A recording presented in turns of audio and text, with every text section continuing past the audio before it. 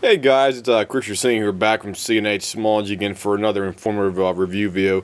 This one deals strictly with firearms because as you see in front of me, I have a AK trigger group in front of me. I have one of my AKs. This is actually out of my DDI milled, or it's out of my DDI underfolder AK, I should say, because I got two DDIs, and this is out of the earlier milled version gun right here for that. What I got in front of me is two, well, it's actually one and a half, if you want to call it that, trigger groups. The first one right here, I just want to do like a side-by-side comparison. So, if you're in the market to do like a trigger tuning, trigger tune-up, clean-up, and stuff like that, I'd personally recommend you have like two options. Mainly, you have the Tapco G2 right here, the single hook for most AKs, like the stamped receiver ones, or you can also use the milled.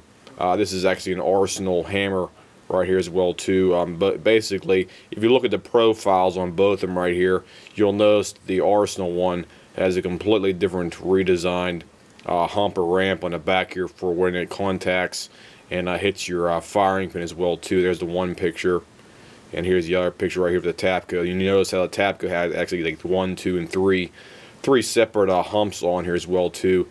And sometimes these Tapcos cause mushrooming on the back of your bolt carrier tailing on there, but the other Arsenal one is not prone to really doing that for that. However, they're both pretty good to excellent trigger groups, to say the least. There was one other thing I should mention. ALG also has a trigger group out there as well too, and it's a pretty slick trigger group, to say the least, even though it might require some minor fitting. But I'll talk about that in some other review. Right now I'm dealing basically with the Tapco G2 trigger single hook. Whenever you do a trigger job on your AK or any AK variant, whether it be an AK-47, AKM, AK-74 as well too, you have to take your trigger group out of there, and you have to polish up certain critical components that need to be polished in order to slick up the action and decrease some of the creep and also the grittiness on the actual trigger itself. So I'm going to highlight the main areas where you want to actually polish and clean up the areas on there for that as well too. We'll start with the actual hammer itself. Here's your Tapco G2 hammer assembly right here. The areas you want to polish up and smooth up are basically your profile here, where I actually call it like the cam profile for your actual hammer, where it contacts the actual rear of the bolt itself and actually contacts the firing pin itself too. You want to basically just basically polish it up. You don't want to take any material off it because it can cause the angle to basically not be proper in order for it to strike the fire pin itself on it. So all you want to do, and just polish up this surface right here. You don't want to take too much off. You just want to polish it up on there just enough where it's going to be almost like a semi-mirror shine. You don't want to grind it down or nothing else like that, because that'll possibly interrupt, and it'll basically make it not hit the firing pin properly for that. The next area you want to contact and polish up is the contact piece for the actual sear right here, for your sear area. This right here, you see this area right here, you want this area to be almost glass smooth if you can make it right here. This whole area has to be entirely glass smooth, because whenever your sear is riding on this piece right here, this contacts right there, and you want that to be perfectly smooth. So you basically I recommend getting like some wet sanding, sandpaper for metal. Usually start out with some like really fine emery cloth and work up from like medium fine, and ultra fine, and that you should do the job to get it nice and slick and stuff like that on there for that. Because I spent probably maybe about an hour working on this one right here over the past, I think about 3 or 4 months back, and it slicked it up pretty good, so it's nice and slick on there, and it doesn't have any creeper, what I'll call like gritty feeling on there for that as well too. The next area you want to focus on is the actual back of your hammer assembly as well too. This curved, I call it a half moon area right here. You want this entire area to be all smoothed up right here, so whenever it contacts the keeper in the back, I can't remember what the exact name of it is, but this hooks onto it right back here. This keeper right here keeps the gun from cycling again and firing another round. You want to polish up this entire front piece right here. Let me see if I can get it to hold steady. There we go. You want to polish up this entire front profile all along here, and basically when it contacts the back piece of this, as I said before, these two contact each other right here. This piece right here contacts this piece right here. You want to slick them up both as humanly possible right there, so have a nice good clean facing on both of them right there, so when they contact each other it's nice and slick for that. I'll move on to the next part here, the actual sear area right here as well too. Your sear area, basically what you want to do is you want to polish these straight flat pieces right here. You want to get them real slicked up, and the next part is the front part of your sear area. You want to slick this up nice and good all along here.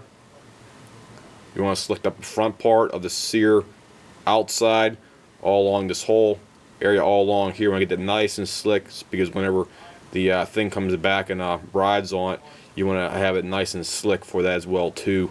I believe the let me see here, this thing, I don't think it actually contacts it, but it goes, oh, let me get it here so you guys, that goes forward just like that, that comes back, and it might possibly hit that, but I honestly don't know, because I never shot the gun while you have like a high-speed photography, but pardon my knowledge about that. You want to polish up the entire portion right there.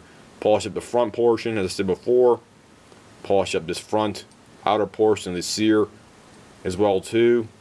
And on the inside, you have the most critical component right there as well too, that basically mates with the actual left side of the hammer as well. You want these two pieces to be almost glass like that. You want this piece to be glass, and you want this thing, hold this thing steady better, guy here, sorry about that. There we go. Okay, here we go. You want the inside of your sear right here to be almost flawless right here. This whole, it's basically flat, and it goes down, and it curves right about here. So you want this entire area all polished up all along this entire area right down here, guys, because that's going to contact your hammer right there, and you want those two pieces to be completely flat, polished, and highly, almost like a mirrored shape right there for that, because that's what basically makes your trigger almost perfect right there for that. If those two areas are not glass smooth on, or you'll still have a lot of gritty feeling and stuff like that. You might have some creep too on there. So that's basically my call a quick way of trying to tell you how to do a tapco G2 trigger tuning right there for your AKs and variants like that out there as well. So you just want to polish up all those parts I mentioned on there, the flat pieces, the front piece right here as well to get that all polished up, polish it all along here, and of course polish the top area all along these 1, 2, 3, about 3 angles right there, flatten these up, and then of course polish up the inner hooking area right here where it contacts. This is a nice polishing smooth.